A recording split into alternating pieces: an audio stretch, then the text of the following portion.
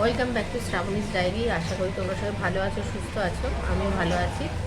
তো আজকের ব্লগটা এখন থেকেই শুরু করছি। যেহেতু বৃষ্টি পড়ছে, ওয়েদারটা খুব সুন্দর। অন্য সময় বাড়িতে থাকলে তো ঘরে বসে শুয়ে থেকে কাজকর্ম থাকে, তবুও একটু শুয়ে বসে থাকা হয়। তো এখন তো ওই বৃষ্টির দিনেও হোটেলেই সামলাতে হচ্ছে। তো দুপুরের খাওয়া দাওয়া চালু হয়ে গেছে, লোকজন আসতেও আরম্ভ করে দিয়েছে। আর বৃষ্টি হলে সকাল থেকে আর কিছু করেও মানে তোমাদের সাথে কথা বলার সুযোগও পাইনি, কেননা বৃষ্টিও পড়ছিল সকাল থেকে, পুরো চারদিক প্যাচ করছে। বাড়িতে থাকলে খুব ভালো, কিন্তু রাস্তায় বা এই হোটেলে একটু আধটু জল পড়লেই পুরো প্যাচ করছে। কতবার মুছতে বলবো? তো যে কাজ করে সে অনেকবারই ঝাটপাট মুছে দিয়েছে, কিন্তু এখন তো চলে গেছে, কেননা ও 12টা অবধি থাকে, আগেই বলেছিল।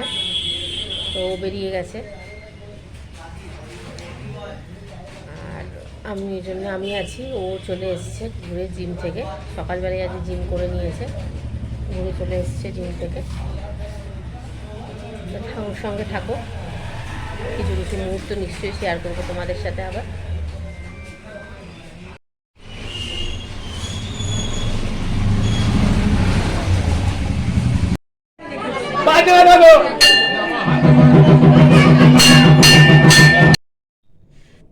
দেখো বন্ধুরা, এটা আমার মা। এমনিতে একদিন দেখিয়েছিলাম ওই ট্রেন মানে হাওড়া স্টেশন থেকে আসার জন্য। তো এখন তোমাদের আলাপ করিয়ে দিলাম। আর এটা হচ্ছে আমাদের ঘর।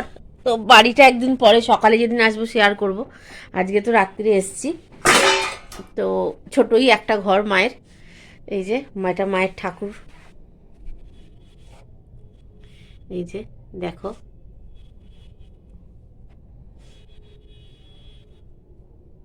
যেটা মায়ের ঠাকুর ঘর, ঘরের মধ্যে সব কিছু। আর এখন যাচ্ছে মা, আমি বলেছি রাত্রে খাবার নিয়ে যাব, তাই মা এখন পরোটা করতে যাচ্ছে।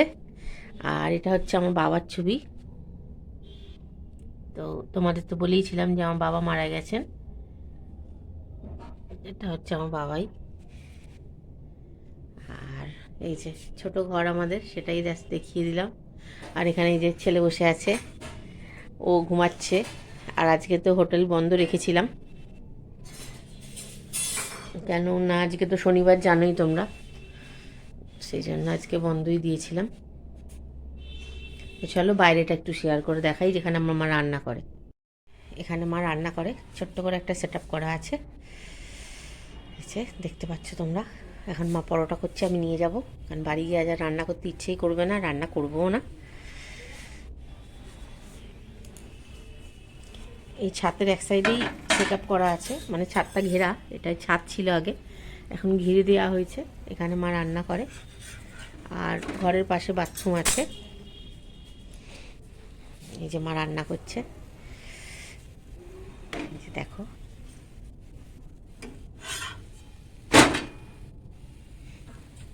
রোজ রোজ রান্না করতে করতে আমি বিরক্ত লেগে যায়, ওই জন্য আজকে মাকে বলে দিয়েছি, মা তুমি করবে।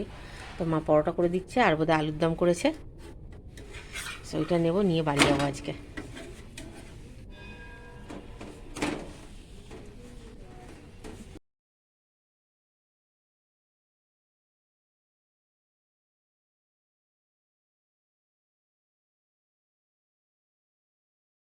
এটা হলো আমার মেজো জেঠিমা, ওনারও একটাই ঘর।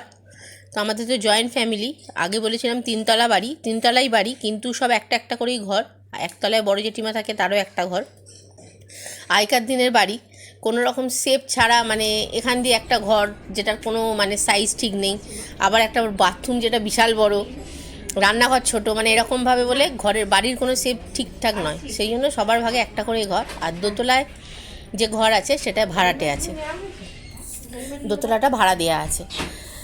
তো সেই জন্য ও তিনতলায় আমার মা আর মেজো জেঠিমা থাকে, একতলায় আমার বড় জেঠিমা থাকে, আর দোতলাটা পুরো ভাড়া।